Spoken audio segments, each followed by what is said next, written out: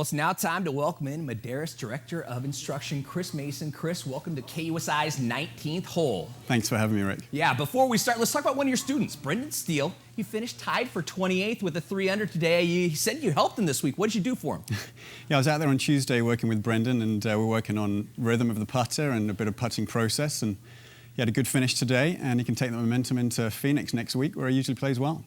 All right, and let's talk about just the round in general, kind of your thoughts from the round here. It's a great final day, wasn't it? We had 19 people within 2 shots of the lead on the back 9. I mean, you really can't ask for anything more exciting than that. And really an exciting finish, and eventually Scott Stallings managed to come to. Let's talk about the Stallings fella. He's not really well known on tour. I mean, at least to, regular Joes. Why was this guy able to do what he was able to do today? Well, it's the old adage, isn't it? Drive for show and putt for dough. He really didn't drive the ball very well at all. But he was #1 in the strokes gained putting statistic, which basically proves he was the best putter of the week. So he held a clutch putt on 15 from about 20 feet for par, another one from 6 feet on 17 for par, and then, in my opinion, it was the shot of the week, his 4-iron into the last hole that just made it over the pond. Now let's talk about Pat Perez real quick. The guy was hitting the ball great today and sat there on the fairway on 18. Let's go ahead and roll the video 2 shots back. Instead of going for the green in 2 and having a chance to win, he decided to lay up. Why did he decide to lay up? I can only imagine that Perez didn't have a good number into the green there. The only way you get that shot close from that kind of distance is by hitting a high cut into that front left pin. So I can only imagine he didn't have the right yardage for his hybrid or a long iron, so he decided to lay it up. And a lot of the times we see those wedges go really close and maybe even in. So he ended up hitting it close, tapped it in, and finished second. So he really did San Diego proud. Let's hear from him after his round about Elena. I couldn't make 3 going for the green because my rescue would have flown in the water and my 3 would have gone over the green.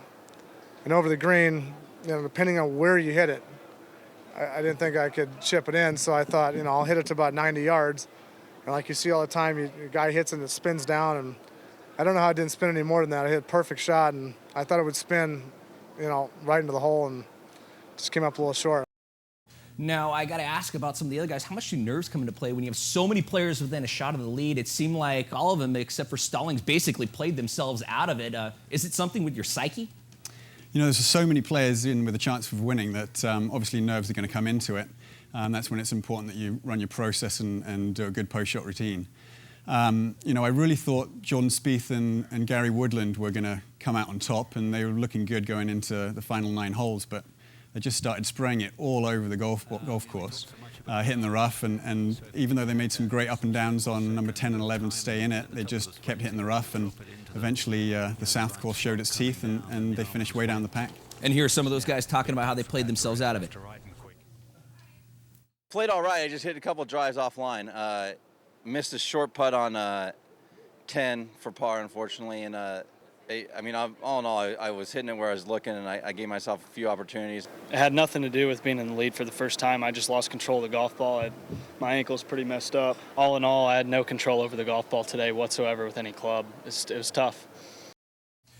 Now, the other thing that I noticed about this golf course was the change from Saturday to Sunday. Saturday, we saw guys struggling just to make par, and Sunday, the course played almost a shot and a half easier. Now, why do you think they changed the course so much from Saturday to Sunday? I think it was a good move from the tournament director. It looked like he put the par 5s, the tees up on the par 5s, which I think was a good move. It enabled the bombers to not have quite the advantage that they did the first few days. And some of the shorter hitters were able to get back into the leading pack and get the ball close on the softer greens. So it was a good play and made for an exciting finish. Do you think that was their strategy originally, to kind of have everybody separate on Saturday and then on Sunday have everybody kind of come back to the pack to make it exciting? I'm not sure that. I mean, obviously, people think Tiger Woods is going to win, so I never know what the strategy is, but it made for an exciting finish today. Speaking of exciting finishes, there were no Tiger Woods, no Phil Mickelson, but I thought it was a heck of a golf tournament. Do you think that'll translate into people watching, and kind of your thoughts on the golf tournament in general? I think it was a great showcase, obviously, wasn't it, for Torrey Pines and San Diego. It showed beautifully on camera, and I just hope that the tournament is remembered for Scott Stallings' great shots down the back 9 rather than the shots that weren't hit from Tiger and Phil today.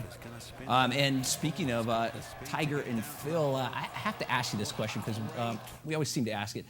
these guys have really come back to the pack, or Tiger's come back to the pack, to basically play the same. I mean, do you think Tiger Woods has another major left in him? I definitely think he's got another major. I mean, he's, in my opinion, the best player who's ever played the game, and will most likely break Sam Snead's tournament record this year. So he'll win a major. It's just his first tournament. He looked very rusty and got on a really bad run yesterday, and the South course really took advantage of him. So from a golf director of instruction who does golf tips, there's nothing to read into that horrible round of 79, which I would be so happy with on the South yesterday. Not at all. He'll probably win next time. All right. Chris, thank you very much. He's out at Maderas if you are looking for instruction. You've seen his golf tips, and there he is live and in person. I'll tell you what, he's one heck of an instructor. He's helped me, and I wasn't helpable. Chris, thank you for coming in. Thanks so much for having me, Rick. Cheers. All right, definitely. Chris Mayson. He's Just not like only that. just like that. Oh, we should have had him drop See? it just like that. Can you say that for us, just like that? Can we do a Chris just like that? Go ahead, say it. Go ahead, doesn't have Chris. a camera, say it. Just like that. Just See? like that. See? See? All right, now There you go. we feel so much better. That's like a pro. I'm going to get a catchphrase shirt You that need says a just like that. catchphrase. All right. All right. Well, thank you very much. We'll catch up with you at 10. All right, Excellent. Rick. Thank you. Thank you, Great Ross. job. Covered it all.